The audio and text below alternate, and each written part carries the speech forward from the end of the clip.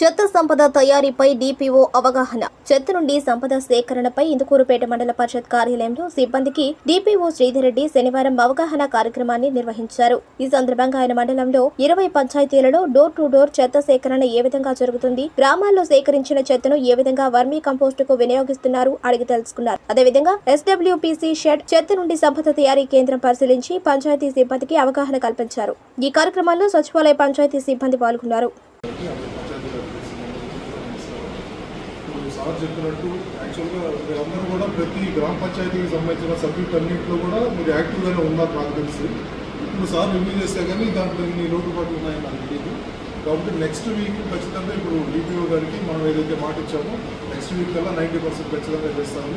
మీరు కానీ deputy MPDO గారు కానీ మనం మాట ఇచ్చాము. ఈ ట్యాక్సెస్ ఏదైతే మనకి ల్యాబ్సెస్ ఉన్నాయో వీటన్నింటినీ కూడా నెక్స్ట్ సాటర్డే మనం రివ్యూ తీసుకుంటాము. రివ్యూ తీసుకొని దీంట్లో కూడా ఇదే విధంగా ఉన్నట్లయితే ట్యాక్సెస్ కావచ్చు, ఈ స్వర్ణ పంచాయతీ కావచ్చు, అదేవిధంగా SWPC షెడ్స్ ఈ కనెక్షన్ కావచ్చు, ఆ అమౌంట్ చలానాలు కట్టే రిటర్న్స్ కావచ్చు, ఇవన్నీ కూడా ప్రతి దాని మీద రివ్యూ ఉంటుంది. సాటర్డే రోజు మీ రివ్యూలో మీ ప్రోగ్రెస్ని బట్టి డిపిఓ గారికి రిపోర్ట్ కూడా పంపించడం జరుగుతుంది. ముందుగా చెప్తున్నాము. ఇవన్నీ కూడా ఈ 1 వీక్లో అన్ని ల్యాబ్సెస్ అన్నీ కూడా క్లియర్ చేసుకోవాలని కూడా కోరుతున్నాను. Thank you.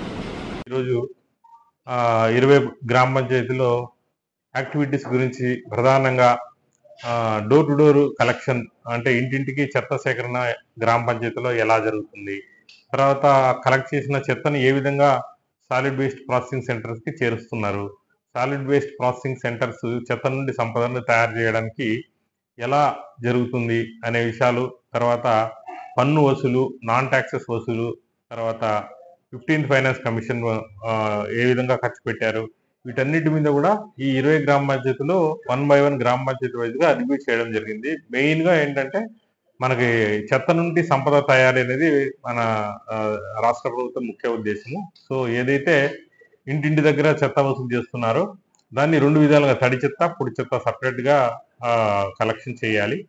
తడి చెత్తను నాడతొట్లకి తీసి ఆ తడి చెత్త నుండి వర్మీ కంపోస్ట్ తయారు చేయాలి.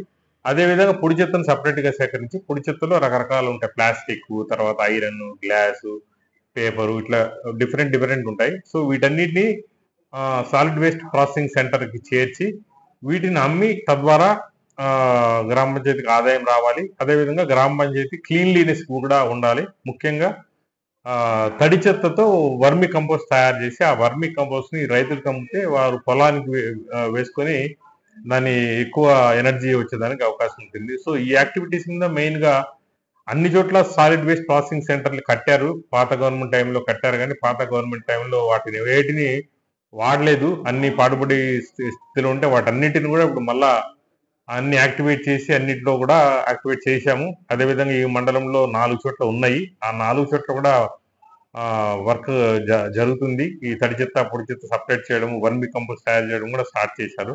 సో వీటన్నిటిపైన రివ్యూ చేసేదానికి ఈరోజు రావడం జరిగింది. అదేవిధంగా ఇందుకూరుపేట గ్రామ పంచాయతీ కూడా నేను కొన్ని ఇల్లు తిరిగాను. తడి చెత్త, పొడి చెత్త సేకరణ జరుగుతుందా లేదా అని, ఆల్టర్నేట్ డే జరుగుతుందని వారు కూడా చెప్పడం జరిగింది.